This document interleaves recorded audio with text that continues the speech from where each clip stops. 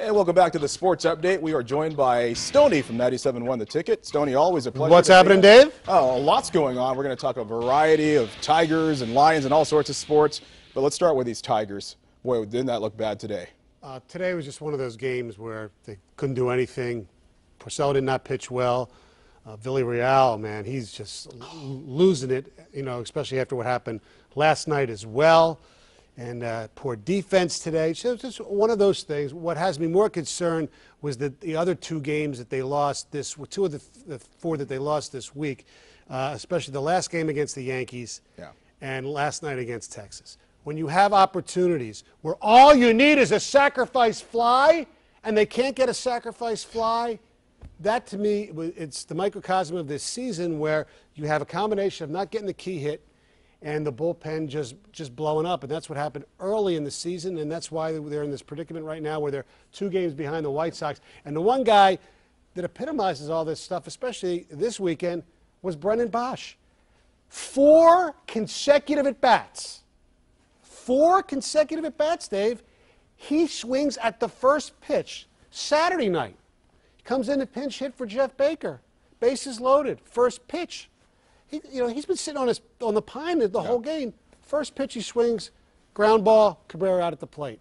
Today, two other times, it happened 3 times in total where he swung at the first pitch, but another 2 times where he had guys in scoring position. You can't do that. You have to work counts and get into a favorable situation. Brennan Bosch, I'm perplexed by Brennan Bosch. I'm perplexed by a lot of these guys right now, but particularly Brennan Bosch right now. It's mystifying to me. Yeah, Jim Leyland's ball club, no question, needs to start winning some ball games. As you mentioned, 2 games behind the White Sox in the AL Central. Now they're going to turn their attention to Minnesota. First game of the series, 3-game series, starts tomorrow in Minneapolis, and they're going to send Anibal Sanchez to the mound. Interesting couple quick notes about that. Last season, Tigers beat the Twins 14 of the 18 times they played. Right. This year, they've won 5 of their 9 meetings with Minnesota, so clearly Leyland's ball club has the upper hand in this series.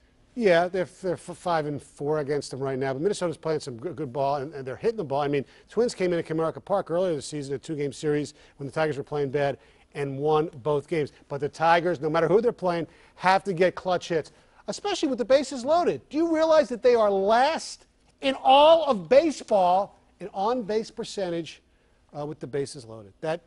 It's incredible. That should never happen to a team with this much talent. Got to win ball games. No doubt about that. No doubt about it. Okay, Lions, obviously we saw what happened against the Browns. Let's forget about that one.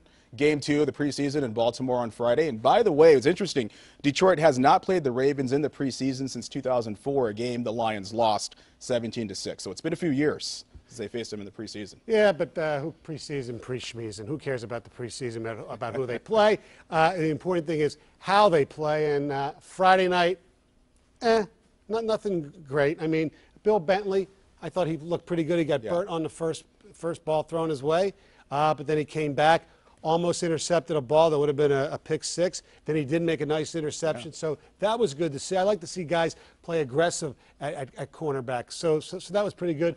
The running game, if anybody's concerned about it, I mean, you know, they ran the ball pretty well. Kevin Smith early, Keelan Williams, and Wayne State's own Joik Bell had a real good game too. But you know, Riley Reif did a nice job on that offensive line. But other than that, not much to write home about, but it's preseason. I don't get caught up in it. You know, I've seen teams go 0-4 win the Super Bowl, and I've seen teams go 4-0 in preseason. Like the Lions, I believe the year they went 0-16, they won all 4 preseason games. So that just shows you what it means. Nothing. Yeah, you're right. But it's nice to see guys get acclimated. Sean Hill, very impressive. 83 yards passing. We saw that 3-yard touchdown hookup with Stephon Logan. So pretty impressive. Just got to keep the wheels going. Yeah, and Kellen Moore looked really bad. But it's first time, who knows, and how many times are they going to need a third-string quarterback anyway? University of Michigan football held its media day. You were there, Stoney. You know, the big topic, Fitz Toussaint will be practicing tomorrow with the team, but the million-dollar question, will Coach Hoke let him play in the season opener against Alabama? Frank Clark and Fitzgerald Toussaint will be practicing tomorrow, like you mentioned, and Brady Hoke would not say whether they'll be suited up for the Crimson Tide game. My guess is no, and I don't think, especially Toussaint, shouldn't play. It's a DUI, and that's a big deal, and you have to make a statement. You have to send a message, and I know they get punished in their own way, ways that we don't even know about, but it's a marquee game, and I'm sorry. he should not be playing in the Alabama game. It's just my opinion. And we can't forget about Michigan State. Cornerback Johnny Adams, as we were talking about, garners a preseason All-American second team by Sports Illustrated. He's a really good player. Yeah, their secondary their whole defense is really, really good. And you mentioned that, Stoney, so it's kind of fitting for him to get this. But this is following the dismissal of LSU's Honey Badger. Oh, yes, the Honey Badger, Tyrann Mathieu. First of all, let's get it out of the way. You're a stonehead, or I should say, a stoned head. Allegedly failing maybe his third drug test. The most exciting, if not Denard Robinson, definitely the most exciting defensive player in college football, Dave. I mean, plus punt returns and interception returns. He's great. Honey Badger don't give a you-know-what about Tyrann Mathieu. I'll tell you that.